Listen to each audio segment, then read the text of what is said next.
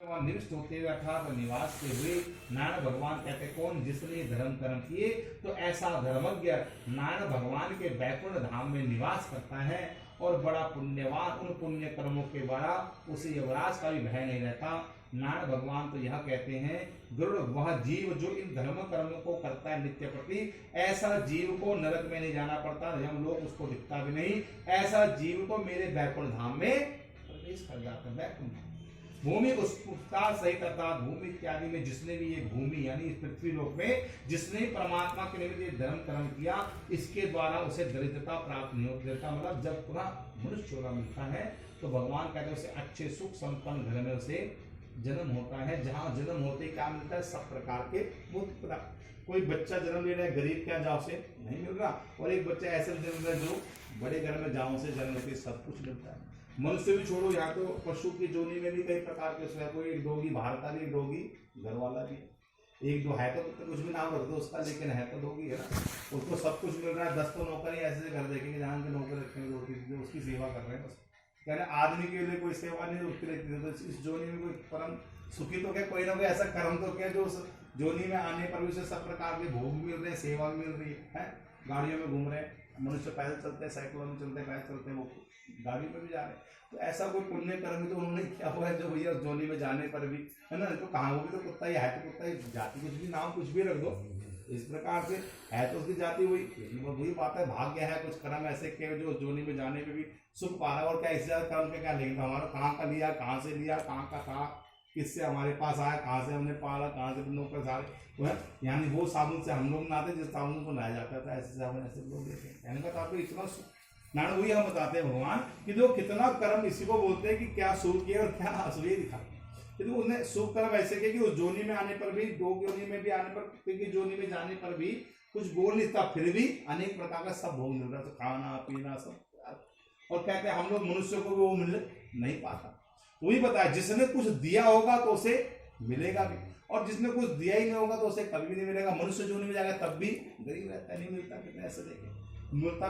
नारायण वही बताते हैं दारिद्र जोनी में जाता है। नारायण भगवान कहते इसीलिए अपने पितरों के लिए धर्म कर्म करें और अपने हाथ से नित्य कोई ना कोई ऐसा धर्म करते रहें, चाहे वस्त्र दान, चाहे अन्न दान, चाहे भगवान का नाम सिमरण, कोई ना कोई शुभ काम में नित्य करते रहे, क्योंकि यही क्या कर्म तुम्हें धनवान भी बनाता है। यही क्या कर्म भगवान के शरण में जाता है, और उस भगवान के अर्थात परम पिता परमेश्वर की कृपा से संसार के सारे कर्म चलते हैं। मन वाणी कर्म के द्वारा जिसने भगवान नारायण ने कहा गरुड़ जिसने मन से वाणी से कर्म के द्वारा वेद पर अर्थात भगवान का नाम सिमरण किया, तो नारायण भगवान कहते ऐसे किया हुआ कर्म उसे वैकुंठ धाम की प्राप्ति कराता है। गौ की सेवा करना भी अनेक प्रकार के पुण्य को देने वाला है। गौ दान करें अथवा गौदान ना हो पाए तो गौ की सेवा ही करने का जरूरी बताया। गौ सेवा कभी कोई लोग रोटी बनाते हैं रोज गाय को देते भी ऐसा नहीं, उसी ने बताया। फिर गौ ने कहा कि सारे देवी देवताओं का वास है हमारे लिए। गौ माई कहते गौ माता कहते गौ माता, गौ में सारे देवी देवताओं का वास है। और जब हम अन्न अर्पण करते हैं गौ माता समझो सारे देवी देवता उस ग्रहण को ग्रहण करते हैं। तो घर की पहली रोटी गौ के नाम पर निकाली जाती है। इवन हम लोग श्राद्ध कर्म भी करते हैं तो भी गौ माता का भी निकालते हैं। उसमें चाहे श्राद्ध करें चाहे तेरहवीं सत्रहवीं जो कर्म करें, इसी निकालता है कि गौ को भोग लगने का मतलब है कि सारे देवताओं को भोग मिल जाए, इसीलिए गौदान निकाल गया सारे कर्म। शादी में तो गौदान होता है, सारे विवाह करते समय गौदान, मृत्यु के पश्चात भी गौदान कर्म होता है, वही होता है।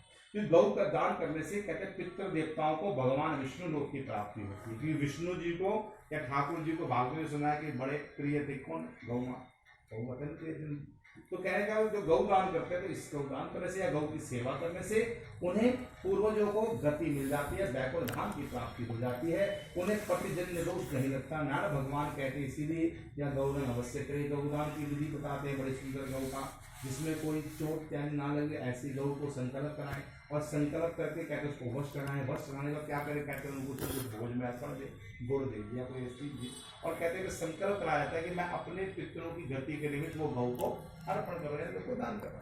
इस पर कहते हैं फिर उस गौ की परिक्रमा की जाती है। हे धेनु तुम स्वयं ही यमलोक के विस्तृत मार्ग में पार करने वाली हो, ऐसा तुम्हें मेरा प्रणाम है। ऐसे कहकर और बड़े ही भाव से श्रद्धा भाव से कहते उस गौ का दान अर्पण करें। इससे वैतरण नदी पार हो जाती है। जैसे पहले अध्याय में है कि नरक लोक में अनेक प्रकार की नदियां, वहाँ एक वैतरण नदी भी है, और उस वैतरण नदी को पार करने के लिए गौ की सेवा या तो गौ का दान आवश्यक है। या तो गौ का दान करें या तो फिर गौ की सेवा। सेवा मतलब क्या होती है, प्रकार की सेवा होगी, आपको अन्न त्याग अर्पण कर दिया, या हम जो तेल मुँह करते हैं अन्न का भोग निकालते हैं, इससे उन्हें वैतरण नदी में नहीं पड़ना पड़ता। नारायण भगवान कहते हैं शरीर नाशवान है, अर्थात जो हमारे शरीर है ये भी दिन पर दिन बढ़ता जा रहा है, पता नहीं कब इसको कौन समय। शरीर नाशवान है, किसी को नहीं पता वो काल किसके करीब है, और सदा काल स्थिर भी नहीं रहेगा, और समय भी कभी स्थिर नहीं रहता। जो सुबह दोपहर में क्या शाम को क्या मन बन जाता है, और मृत्यु भी सबकी एक दिन निश्चित है, आए जाएंगे सबकी निश्चित है। तो इसीलिए यह सोच विचार करके कर्म करें कि क्या साथ जाना क्या साथ लेकर आए, तो उसका नित्य प्रति उसका नाम तो सिमरण किया ही करें। कहते ना तो स्थिर शरीर है, ना लक्ष्मी सदैव रहने वाली, आज है कल क्या रूप हो पता नहीं, कब उसकी कृपा बने फिर बने। कहने का तात्पर्य यह जन्म जन्मांतर में किया हुआ दान किया हुआ कर्म यही उस जीव के साथ जाता है, यही यह मार्ग में उसे मिलता जाता है जिसने संसार में कुछ दिया हो, कुछ किया हुआ नाम दिया हो, उसको मिलेगा। भूमि पर प्राणी जो भी कुछ कर्म करता है, जो कोई दान करता है या कोई ऐसा धर्म करता है या भगवान का नाम लेता है, यही उस लोक में उसे मिलता भी जाता है। महापुण्य प्रताप से मनुष्य का चोला मिलता है, और इसको प्राप्त करके भी जिसने कोई धर्म कर्म नहीं किया, ना प्रभु का नाम लिया, तो इससे बड़ा पापी अब कौन होगा। भगवान ने सब कुछ दिया, बुद्धि सब देखते हुए सब क्या हो रहा है संसार में।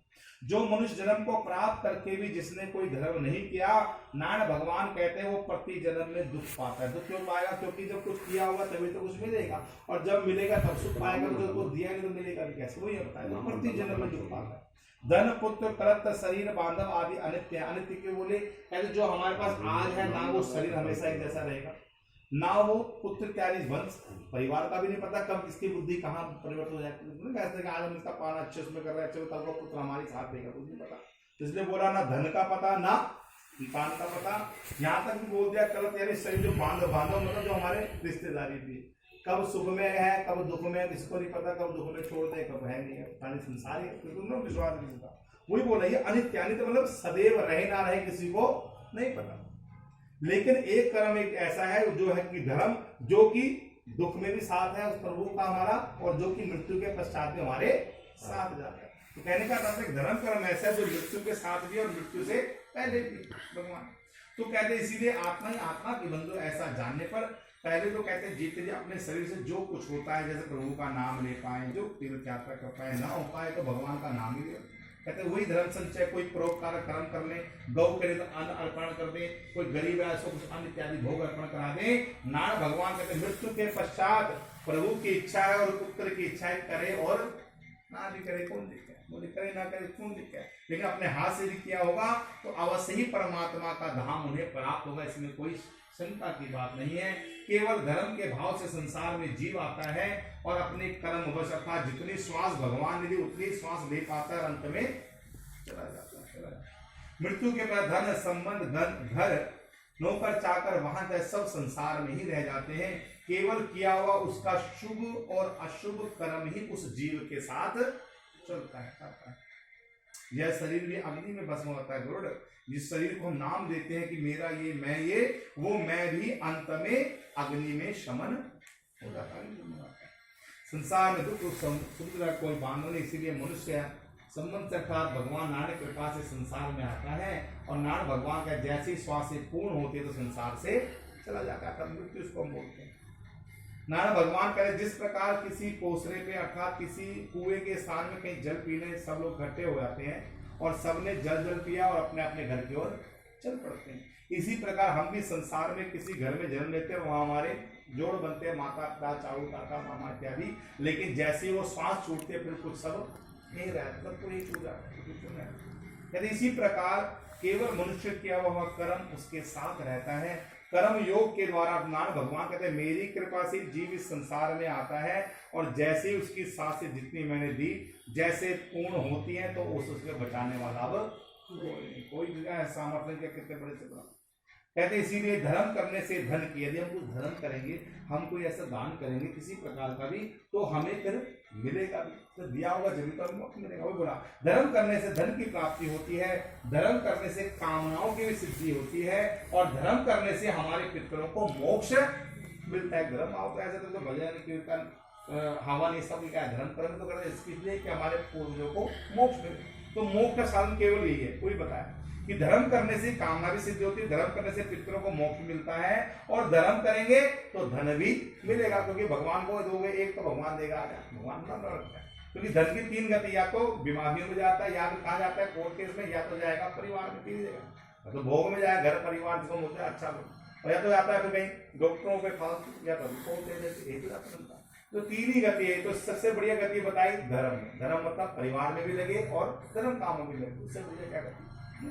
तो इसीलिए नारायण भगवान कहते हैं श्रद्धा से धर्म होता है, पर धन समूह से धर्म सिद्ध नहीं होता। नारायण भगवान कहते हैं धर्म करेंगे तो इससे आपकी कामना भी सिद्ध होगी, और श्रद्धा पूर्वक भगवान को यदि कुछ भी चढ़ाता है, हाँ बोलिए कुछ भी, ये भी बोला कोई शंका चाहिए, जो यथार्थ अपना जो बने।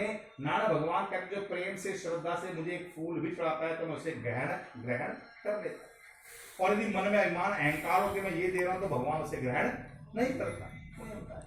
जिस पुत्र ने अपने पूर्वजों के निमित्त मन से श्रद्धा पूर्वक विश्वास पूर्वक इस कर्म को किया, इस क्रिया को किया, इस दान कर्म को किया, तो नारायण भगवान कहते हैं पिता पितरों के निमित्त देने पर उस पुत्र को एक नहीं अनंत गुणा फल भी मिलता है। कहते हैं ना भगवान पितरों के आशीर्वाद सब मिलता है, तो ये भी तो आशीर्वाद प्राप्ति के लिए कर्म सारा, जब वो मन से करेंगे, श्रद्धा से विश्वास पूर्वक करेंगे, और मन में कोई लोभ भाव ना लाते सब कर्म को नियम से करेंगे, नारायण भगवान कहते हैं ऐसे पुत्र को अनंत गुणा फल मिलता है, जो भी उनके निमित्त करेंगे उसका एक नहीं कई गुना फल मिलेगा। नारायण भगवान कहते हैं दादा परदादा इत्यादि, अर्थात यदि पूर्वजों के निमित्त वो राज करेंगे तो नारायण भगवान कहते हैं सहस्र गुणा हजारों गुणा फल मिलता है। नारायण भगवान कहते हैं कितने प्रकार के उपद्रव दान देने वाले को नहीं मिलते। कहने का था जो आप ये धर्म कर्म करेंगे तो फिर उसको हर प्रकार का सुख मिलेगा, क्योंकि जो हम बोएंगे वैसी खेती हमें मिलेगी, और जो हम जैसा करेंगे वैसा मिलेगा। क्या हो जाता है कि जैसी करनी वैसी बननी, सब जानते कैसे करें, वही पता है यहाँ पर कि जैसे तुम खेती बोते वैसे भी फसल भी आपको मिलती है, भगवान का आशीर्वाद मिलता है उस कर्म में।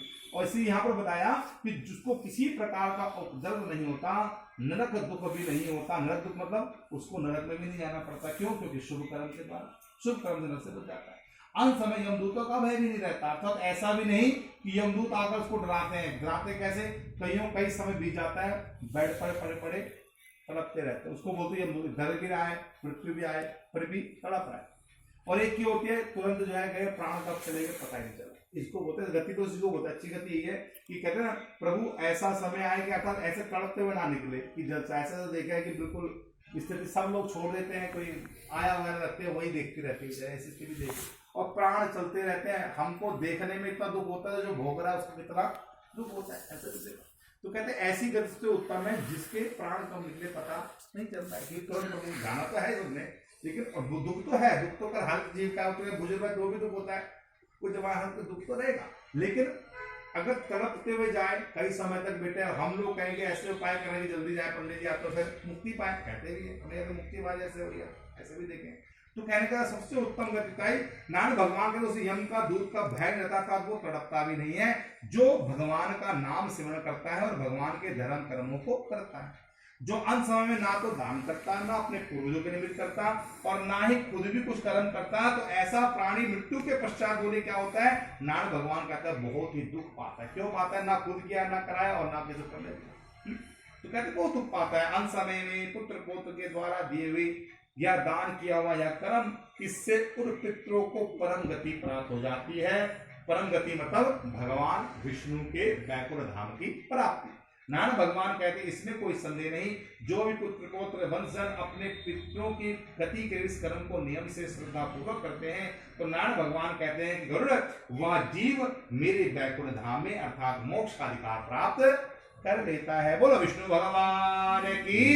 भज मन नारायण नारायण नारायण, श्रीमन नारायण नारायण नारायण, लक्ष्मी नारायण नारायण नारायण, लक्ष्मी नारायण नारायण नारायण, श्रीमन नारायण नारायण नारायण, श्रीमन नारायण नारायण नारायण।